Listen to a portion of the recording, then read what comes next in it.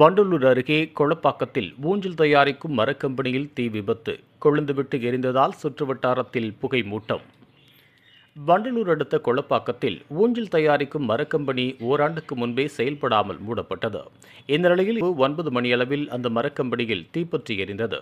காற்றின் வேகம் மற்றும் பழைய காய்ந்த மரங்கள், அதன் கழிவுகள் கொழுந்துவிட்டு எரிந்ததால் கம்பெனியை விட உயரமாக தீயின் சுவாலை பற்றி எரிந்தது. இதனால் சுற்று வட்டாரத்தில் புகைமூட்டமும் ஏற்பட்டது. தகவல் அறிந்த மறைமலை நகர் மற்றும் சிறுசேரி ஆகிய தீயணைப்பு நிலையங்களிலிருந்து விரைந்து சென்ற வாகனங்களில் சென்ற வீரர்கள் 2 மணி நேரமாக போராடி தீயை அணைக்கும் பணியில் ஈடுபட்டனர்.